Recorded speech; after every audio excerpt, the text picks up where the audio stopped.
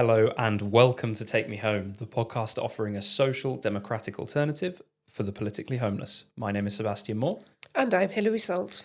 And today we're going to do something, I suppose, a little bit different because I'm not going to bring a news item particularly because I've got a lengthy culture club item. Okay. We're actually going to have a special guest on to reinforce my culture club item.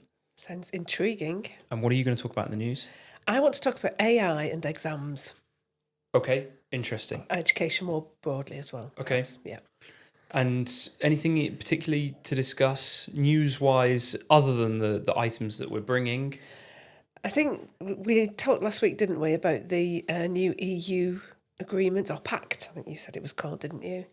And I know we were both at a Politics in Pubs meeting last night where I think their judgment was harsher than perhaps we'd finished on last week. Well, and even you, I mean, when we were on our way there, you were saying how you're much more mad about it than you were last week, now that you've read more into it. Yeah. And actually at the Politics in Pubs event last night, I think one thing I've taken away from that is a continuing concern that we're speaking to people that are all on the same page about everything. So we're always in groups where we're likely to agree on things. Yeah. And I think that's always something that's a problem because it's natural for human beings to sort of gravitate towards people they agree with. Yeah. But Politics in Pubs is a group where it's a free speech group and there's really nothing, it's not partisan at all. No. So we should be encouraging people to come from whichever side of the political spectrum they're on.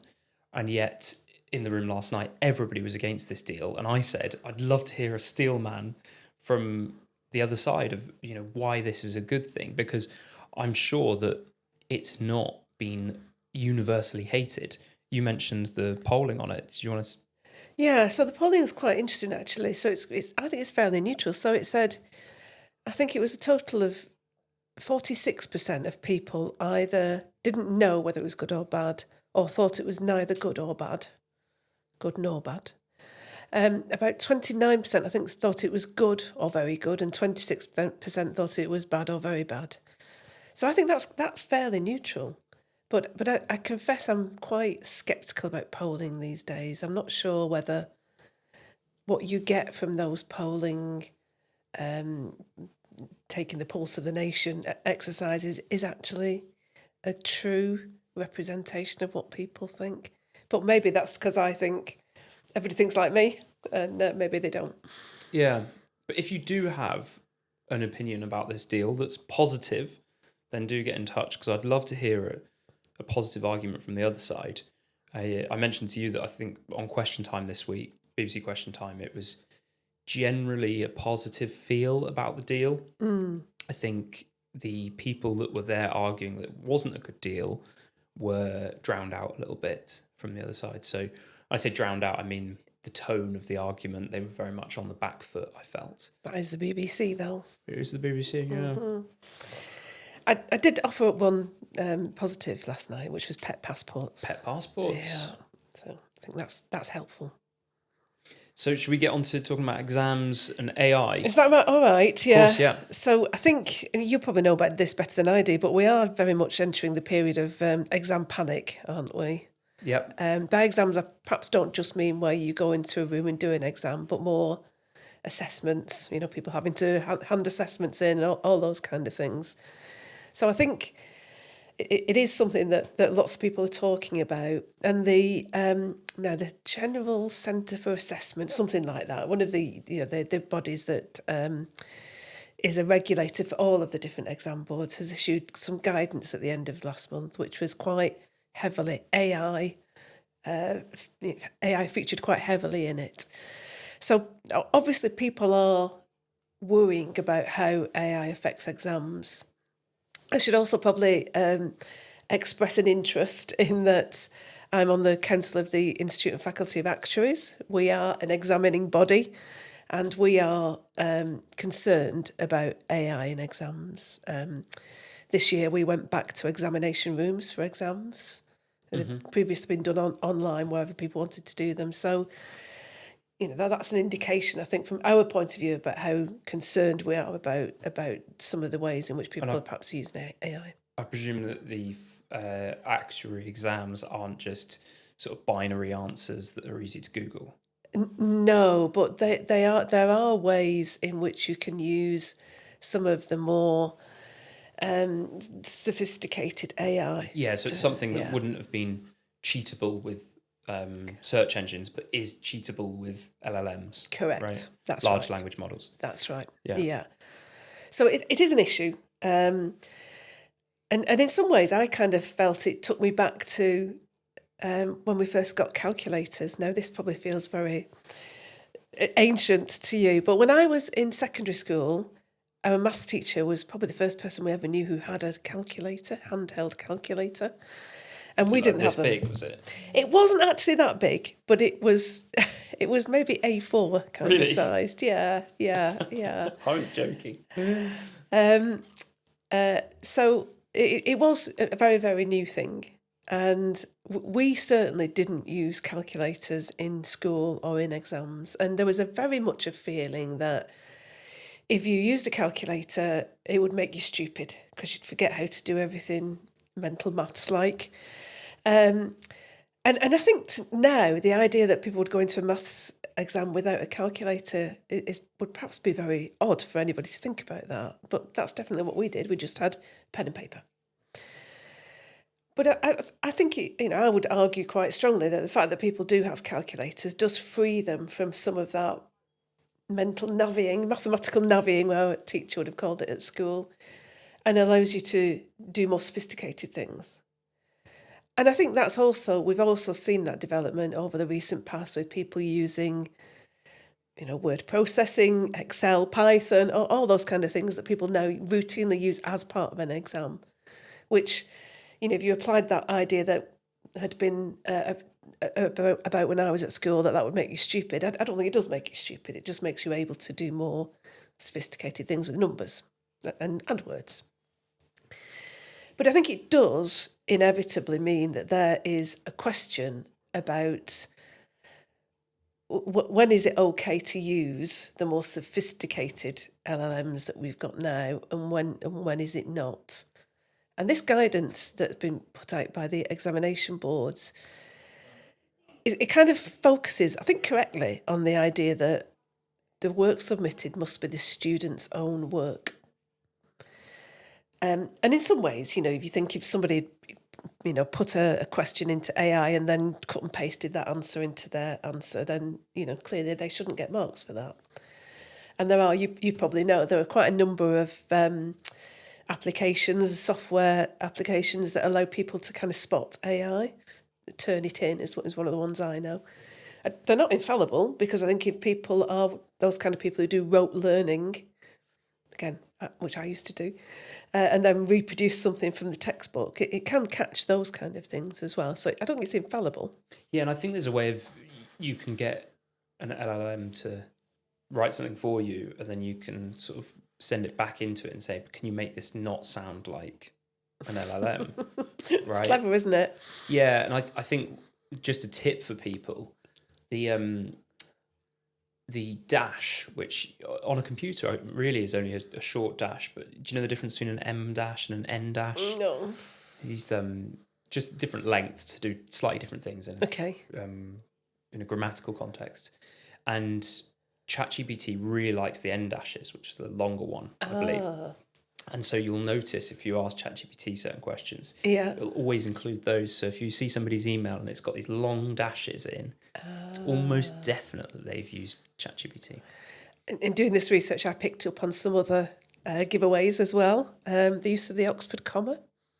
See, yeah, but I use the Oxford comma. You do, you love it, don't you? I love the Oxford comma. Just to explain to the audience, if they're not aware, if you're writing a list, the last item in that list would be and something. So cheese, apples, and potatoes.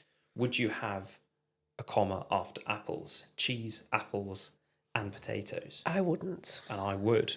Mm-hmm. The reason being is that often it can better infer what you mean. So the classic example is a sentence like, I would like to thank my parents Superman and Wonder Woman. If you use the Oxford comma, it's clear that you're referring to your parents, Superman, and Wonder Woman. Whereas if you don't use the Oxford comma, it sounds like you're saying, I'd like to thank my parents, who are Superman and Wonder Woman. Yeah, okay. So that's the reason I'd use it. That's my argument for using it. I use it in some circumstances where I think it does help understanding. But you're an occasional Oxford comma. My default is to not use it. Okay. Some of the telltale signs are numbered lists followed by a colon. Yep. So a colon is apparently something that the AI programs quite often put in, where people perhaps generally don't use a colon. Using tautology. Okay, a single bachelor. A single bachelor, yeah. Yeah. Yeah. You spot tautologies quite often, I think. Yeah. So tautology is when you say the same thing twice. You don't need to say it, yeah, exactly. Yeah, yeah. A true fact. Yes. Mm. And there was another one I had in my head. I've just forgotten. Oh, yeah. However, comma. As the start of a sentence. Oh, I like however, comma. Oh, no. Maybe I'm just a large language model. Maybe That's a scary thought, isn't it? Yeah, yeah. So this is people... Why would we need to check? So this is if someone's submitted an assignment that they've done at home, or if they've done an exam where it wasn't in a classroom with an invigilator. Yeah. And you're checking to make sure it's theirs themselves. Is it their work? So just in just the same way that in the olden days, a teacher might get 2 lots of homework which were the same because somebody's copied somebody else's on the bus. That's what we used to do. Then, you would say that's not your own work. You don't get any marks for that. And in the same way, if you're copying what ChatGPT tells you, you shouldn't get any marks. But there are some much more, I think, nuanced situations. So there are some exams where people are allowed to take notes in. So one example that's given in this guidance is a student, on one question, their answer was suspect. And they, when questioned, said that they'd done all their notes for that subject, but they'd missed out this section. And so in a bit of a panic the night before, they'd asked ChatGPT to produce notes for them for that section. So, they had used ChatGPT to produce the notes that then informed their answer in the examination. Now, what the example in that guidance says is that they shouldn't get any marks for that question because they have effectively used ChatGPT. But there are other situations where people were more careful about the conclusion they jumped to. So there's one example of a student who produced all their own work in their own language and then used one of the AI mechanisms to translate that into English. But it was one of the ones that actually enhance what you say. They don't just translate it. And it's an artsy kind of subject. And the adjudication of the examiners there was that they should have their mark reduced because it was partly produced by AI, even though there was a good chunk of their original work in there as well, but it had been enhanced as well as translated by AI. Which the interesting thing about that is that implies that if you just use a straight translation without AI, without the enhancements of AI, then that's perhaps okay.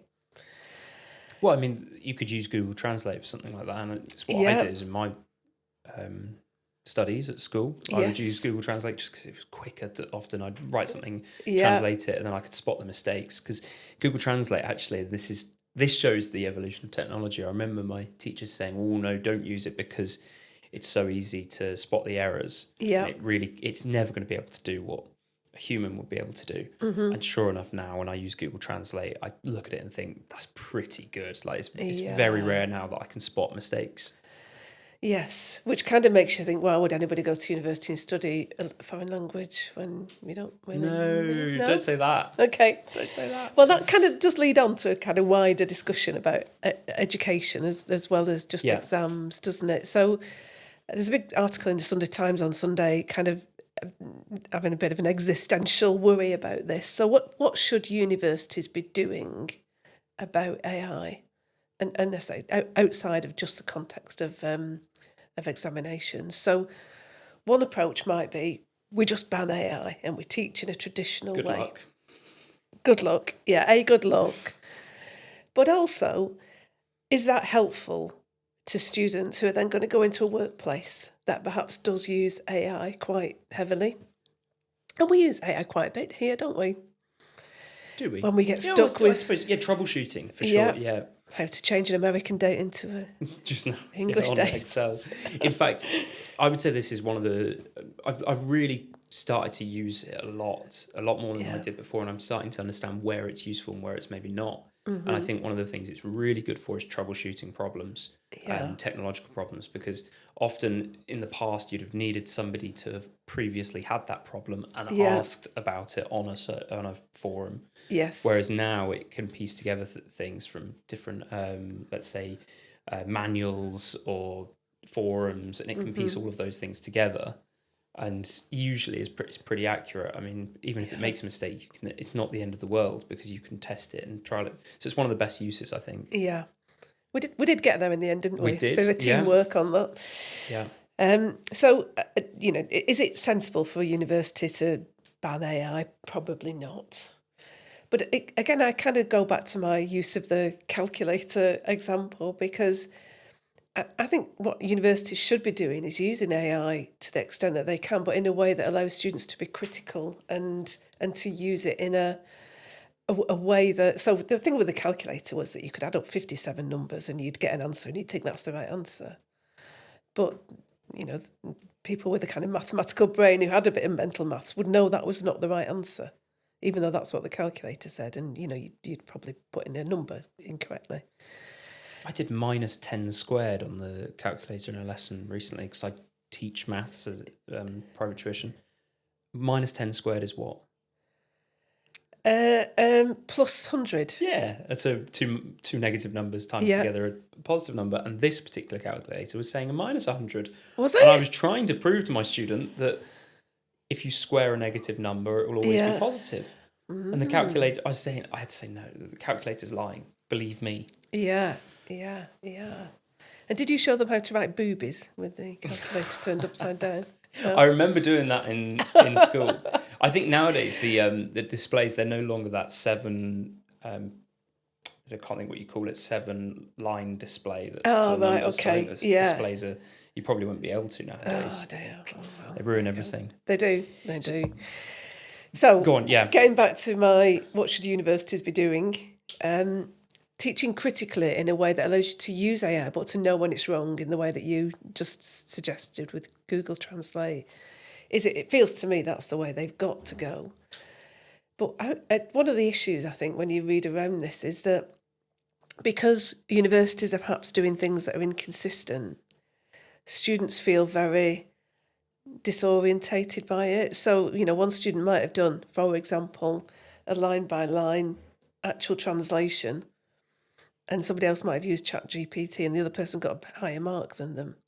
And that feels unfair, doesn't it? Although, I would say that the person who actually did the line-by-line translation probably learned a lot more and added to their toolkit of ways in which they can spot when ChatGPT is wrong. So I think that does have to be some careful thought about what are the rules, and you need to make those rules clear to students so that they don't feel that they're kind of damned if they do and damned if they don't. But there must be ways in which universities can start to think about what's the best way we can use AI that does push people on. So, as with the calculator, you can do more complex sums, but you still are applying your own analytical and critical skills to it.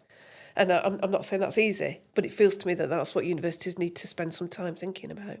Yeah, it's definitely difficult. And I think this mirrors a lot of the technological changes that we've had over time. I mean, a classic example is I remember learning to write properly, and I was very slow at writing, and I had to do line after line after line. And I would think to myself, but who writes nowadays? Everybody started to use computers. Yeah. This is, 15, 20 years ago, I suppose. Yeah. And sure enough, we very rarely write. But I still want to be able to write because I might need to write a Christmas card or something, fill in a form, whatever. So I think that with any technological change, we have to accept that the world is going to be different than it is now. Yeah. And we have to try and anticipate that as much as possible, but also try and mirror real life whenever we can. Because for AI, for example, it would be ridiculous to say never use AI in schools or universities, because you're just not preparing students for the life that they're going to have when they leave. And they would anyway. Mm-hmm. On the flip side, it would be ridiculous to say, let's only use AI, because you're not preparing students for the possibility that the AI is that you're in a situation where you don't have access to it, or the internet goes down and you're trying to fix the internet, but you haven't. Any situation like that. I mean, just on this particular example of ChatGPT and large language models, quite often it is time consuming to use them. Yeah. If you've got the answer, I'd much prefer to have somebody next to me, because human beings are really good at understanding what the issue is and trying to get a fast, like a shortcut to the answer, rather than having to go through the laborious task of explaining every detail. Yes. So we should still be, in universities and in schools, I think we should be encouraging students to use it and teaching them how to use it, whilst also teaching them not to use it, or teaching them for the situation when they don't have access to it, in the same way that we have nowadays on the maths. My students are currently sitting their maths exams, and they all have 2 calculator exams and 1 non-calculator exam. Okay. And I think that was different when I was in school. I think there was only 1 calculator exam and 2 non-calculators. So you can see how it changed. Yeah. So they're now giving more weight to the calculator exams, because they know that most of the time you have access to a calculator on your phone. Yeah. And I think that's the sort of thing we have to get to grips with. And I think education environments are quite slow to get to grips with technological change. And those maths exams, they don't get Excel or anything. They don't use spreadsheets. It's still only a calculator. Yeah. See, that surprises me. I would have thought maybe that I'd moved on. I'd love to have done more work on Excel, because it's something I'll have to learn in adulthood. And it's... Yes. Yeah. Yeah. Going back to that guidance issued by the examination body, one of the things they said was that there are examples of the right use of AI, I want to put it that way. So I thought you were going to say the right, as in the far right. No. The far right use of AI. No. They were suggesting that, if you used AI to help you write an essay, for example, you should reference that. And the problem is that if you, as I understand it, you might correct me here, but if I put a question into AI, just the same way as I put a search into my search engine, what I get out will be different to what you get, because AI knows what you're interested in versus what I'm interested in. So the guidance said that you should say that you've used whatever AI engine you've used, and you should provide a printout of the screen, and then use that to quote what AI is telling you.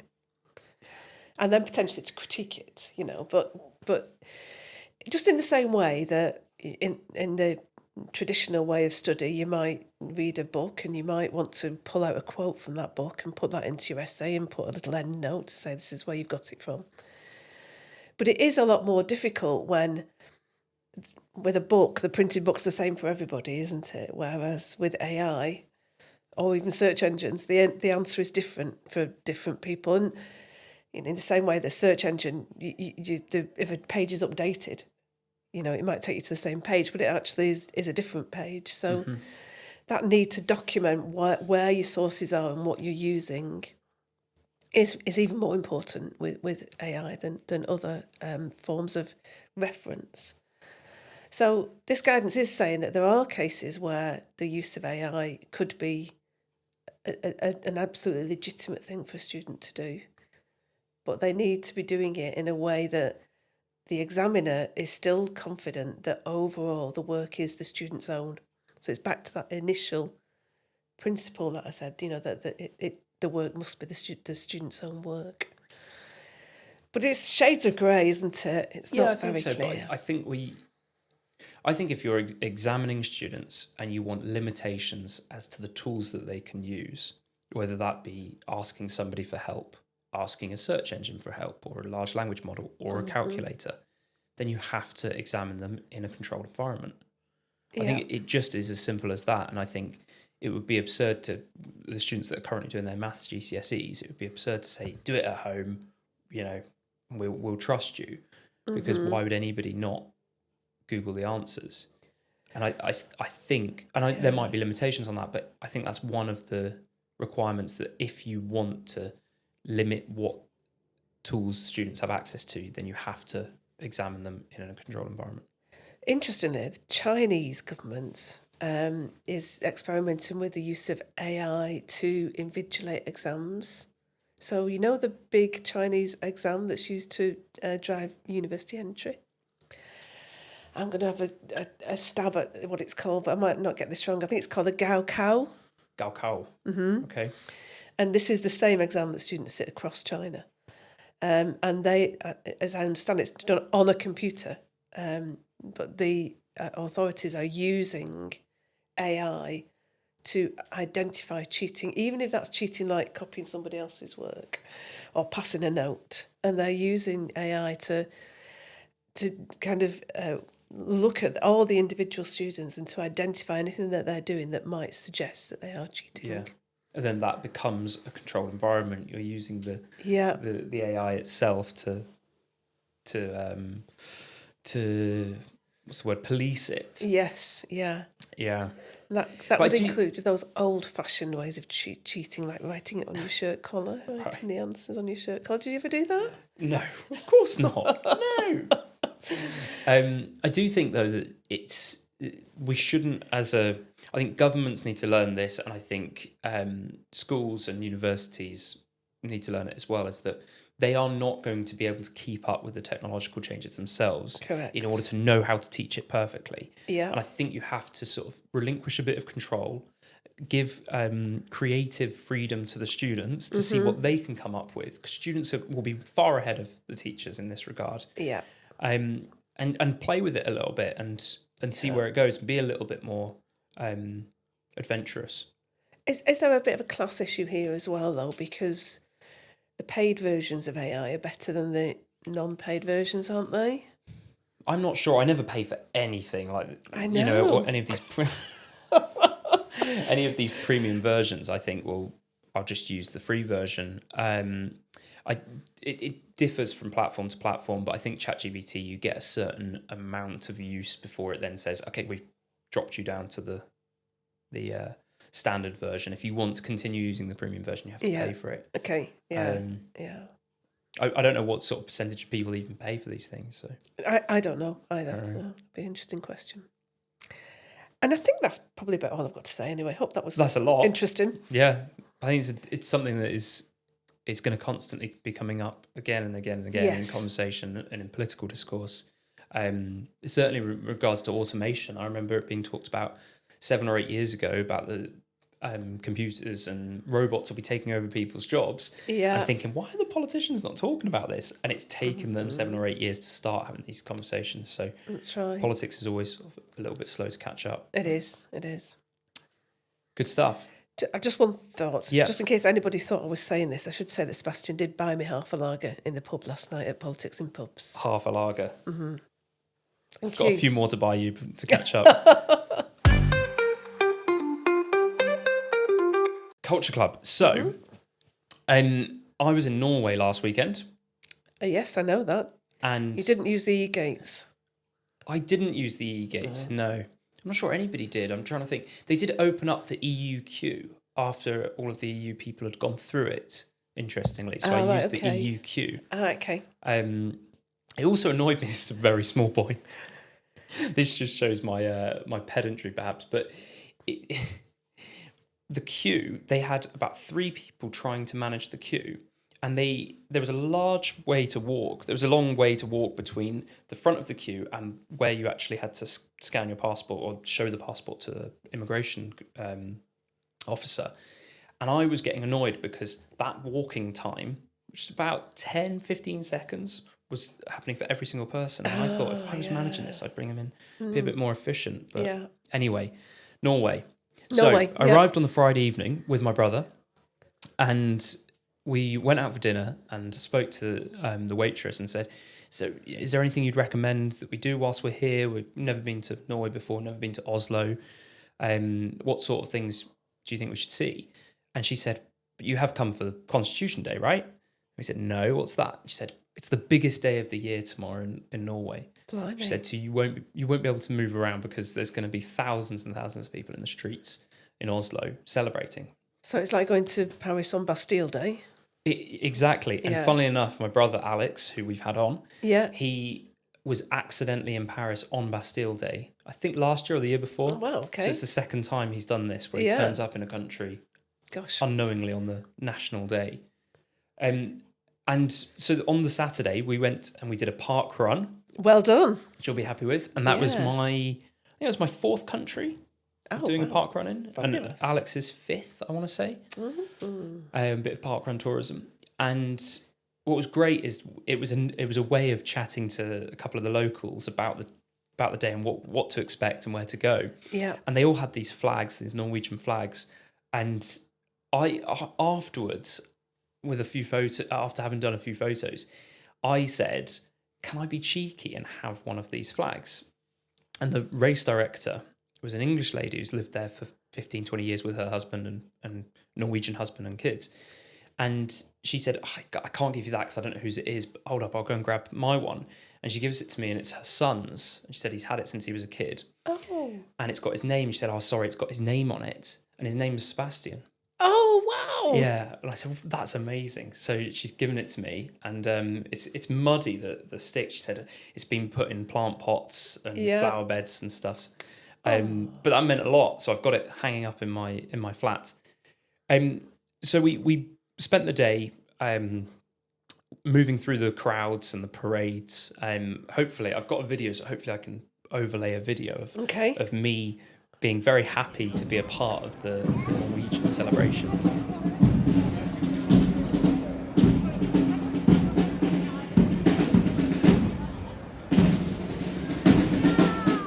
But let me just tell you a little bit about Constitution Day, which is celebrating the 17th of May, 1814, which was the day that Norway got its own constitution as a separate country from Denmark, to which it had been part of for a long time. Okay.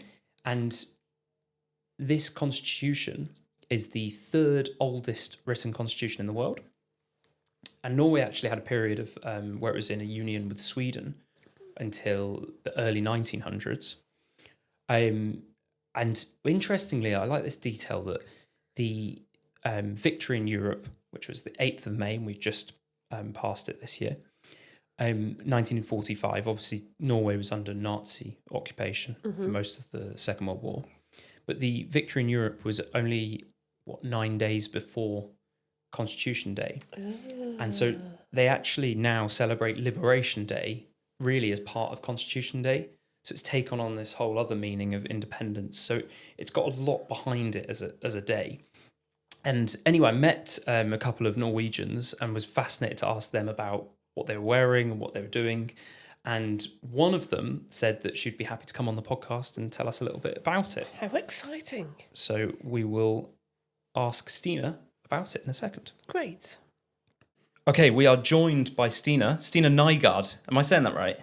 Yes, you are. Quite good, actually. Stine very, very kindly has offered to come on and just talk a little bit about Constitution Day or kind of what you get up to. So like, what does the day look like for you? For me, we typically get up quite early. Then we set up for breakfast, which is usually like a nice buffet of different spreads and bread. And usually we have the cake to end with. And usually we bake a pavlova. I'm not sure if you're familiar with it. Yes. Do you get the day off work? Is it a holiday? Yeah, for sure. Yeah. Everybody has a day off work. This is like the most day when everything is closed. You have a few restaurants that's open, but everything else is closed. So we usually then have breakfast, and during breakfast we sing these Norwegian National Day song. We sing our national anthem and other songs. And just with you and your friends? Yes, just me and my friends. I love that. I can't imagine a group of people here with their friends singing God Save the King. No, we drink champagne or sparkling wine. Oh, I can imagine us doing that. Yeah, that I can do good. that bit. Yeah. Yeah, that's a nice bit. And then at least my group of friends, then we go out into the city center just to like see what's going on.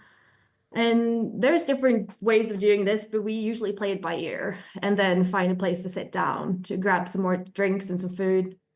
And then usually we end the evening with a barbecue outside if it's nice weather. And tell us a bit then, because the thing that really astonished me, and I think I'm still struggling to get over, is how dressed up everybody was. So I was in t-shirt and shorts because it was a lovely sunny day, as was my brother. And we're wandering around Oslo, and I wanted to apologise to people and say I'm really sorry for letting everybody down and being so underdressed, because everybody was in the most amazing attire, and some traditional, some more modern, but yours was very traditional. Yes, I have the bunad, which is like the traditional outfit in Norway. So usually people get it around their confirmation when you're like 15. It's very normal to get it then. And I think over the last year, it's become more normal for guys to have it as well, but a lot of the girls definitely have it. Me, myself, I actually did not get a bunad until I was around 25, because when I did my confirmation, I did not want it for some reason. But then I spent some years abroad and I thought like, oh, this is just such a Norwegian thing to have that kind of speaks to my heritage, and it's just a nice thing to have. So now I love wearing my bunad. And I think May 17 is one of the few days when we actually wear it. Now I do have a photo of you and Ole. Is it Ole? Mhm. Who, Yeah. when we're sitting in this sort of cafe restaurant in Drammen, which is just outside Oslo. Ole was shocked that we'd come to Drammen. He couldn't understand it. He's like, "Why have you come here?" And I said, "I'd like to get out of the main city and sort of see something different." And he spoke to us and started chatting, and he invited us to join their table where they had champagne, and they offered us a glass of champagne. And I've got a photo of that, so I might put that up if you're okay with that, so people can see what you're wearing. And the bunad, and I know I'm pronouncing all of these things wrong, but the bunad is covered in jewelry, isn't it? Yes. So it's differs from all like the regions in Norway. So the colors and the silver or the jewelry on the bunad will vary based on your region from where your bunad is from. But usually consist of a vest and then a skirt is the bunad, and then you wear a shirt underneath. And then you have all this silver, like a silver in your with your collar and another. So it all depends on your bunad how much silver you have on your bunad. And they're so expensive, right? Yeah. That people actually get them insured. Yes, that's correct.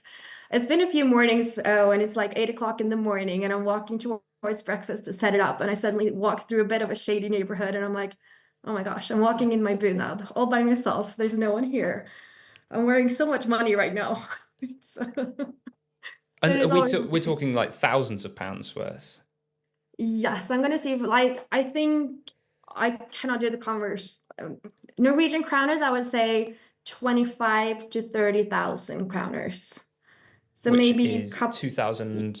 roughly £2,000. Yeah. Yes, we think so. Yeah, something like that. Okay. Wow. So I was I was saying to Hilary that we did an event called Park Run in the morning. Which is a British thing, but it's spread to other countries, and it was amazing because we were told beforehand how to say like congratulations on your day or congratulations on this day. Gratulerer med dagen. Yeah, Is that's that right? correct.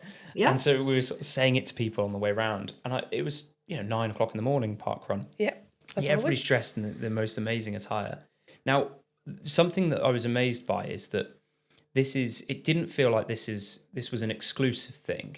And I would say No. that my feeling towards the trip and towards visiting Norway for the first time was that I was a part of it.